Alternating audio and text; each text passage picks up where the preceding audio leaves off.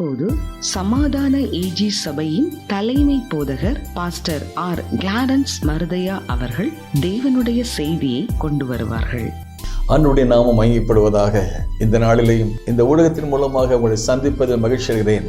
இந்த நாளிலே கர்த்தர் நமக்கு தரக்கூடிய வார்த்தை என்னவென்றால், என் நாமத்துக்கு பயப்படுகிற உங்கள் மேல் நீதியின் சூரியன் உதிக்கும். மல்கியா 4:2 வாசித்து பார்க்கும் பொழுது, இரண்டாவதாக அவருடைய சட்டையின் கீழே ஆரோக்கியம் என்று வாசித்து பார்க்கிறோம். நேற்று ஒரு பெண்கள் கூட்டத்தில் ஒரு அம்மா செய்தி கொடுப்பதை பற்றி வாசித்து பார்த்தேன். அந்த செய்தி என்ன கொடுத்தார் என்றால், நமக்கு ஒரு ஆரோக்கியமான வாழ்வு அவசியம். அதே வேளையில் ஆரோக்கியமாக இருப்பதற்கு ஒரு ஆன்மீக வாழ்வு நமக்கு அவசியமாக இருக்கிறது. ஆன்மீகம் என்றால் ஆண்டவரோடு உள்ள உறவு.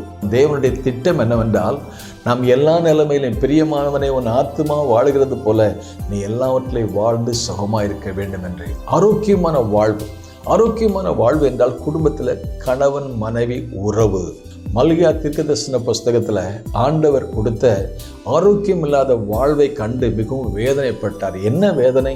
பரிசுத்த குலைச்சல் உண்டாயிற்று. எங்கே பரிசுத்த குலைச்சல் உண்டாக்கிறார் என்றால், தேவனை மறந்து, தேவனுடைய சத்தியத்தை மறந்து, திட்டங்களை மறந்து அந்நிய ஜாதியோடு அவர்கள் உறவு வைத்தார்கள், பெண் கொண்டார்கள். இதனால் பரிசுத்த குலைச்சல் உண்டானது. சரி, திருமணமான உறவிலே அங்கே இருந்த குடும்ப வாழ்க்கையிலே தழுதல் சீட்டை கொடுத்து தள்ளிப்பட்டு விட்டார்கள். ஆகவே வேதனையோடு கர்த்தர் சொன்னார், உன் இள வயதின் மனைவிக்கு துரோகம் பண்ணாத, உன் இள வயது புருஷனுக்கு துரோகம் பண்ணாதங்க. இப்படியெல்லாம் நீங்க பரிசுத்த குலைச்சல் ஆக்கிட்டீங்களே.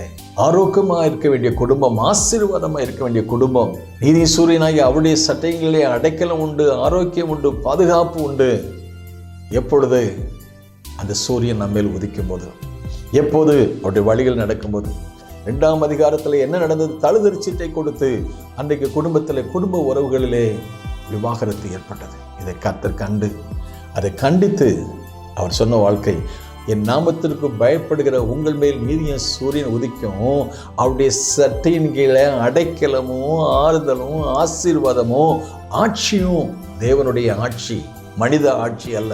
மனித ஆட்சி வரும்போது தானே உலகத்தில் குடும்பத்தில் பிரச்சனை வருது. ஆனால் தேவனே அந்த குடும்பத்தை ஆளுகை செய்வாரானால், தேவனே தகப்பனாக இருப்பாரானால், தேவனே எஜமானாக இருப்பாரானால் அந்த குடும்பம் வாழ்ந்து செழிக்கும். நிகழ்ச்சியை கவனிக்கிற அருமையான தேவனுடைய பிள்ளைகள், ஆண்டவரே நீ எங்கள் வாழ்க்கையில் உதிக்கணும். ஆண்டவரே நீதியின் சூரியனாகிய தேவனே எங்கள் மத்தியில் வந்து எங்கள் மத்தியில் ஆளுகை செய்யுங்க. எங்களை ஆளுகை செய்யுங்க, என் குடும்பத்தையும் ஆளுகை செய்யுங்க. நீங்கள் ஆளுகை செய்யும்போது எங்கள் குடும்பம் ஆரோக்கியமாக இருக்கும். உங்களுடைய சட்டையின் கீழே அடைக்கலமும் ஆறுதலும் உண்டாகும். இந்த நீதியின் சூரியன் நம்முடைய வாழ்க்கையில் உதிக்கும் போது ஆரோக்கியம், ஆசீர்வாதம், ஆன்மீக வாழ்வு அல்லது உலக வாழ்வு, ஆரோக்கியத்தை கர்த்தர் கொடுப்பாராக. அவருடைய சட்டையின் கீழே நாம் அடைக்கலமாய் இருப்போம். கர்த்தர் நம்மை ஆசீர்வதிப்பார். May God bless you. சமாதானமும் நிதியமும் உண்டாகட்டும்.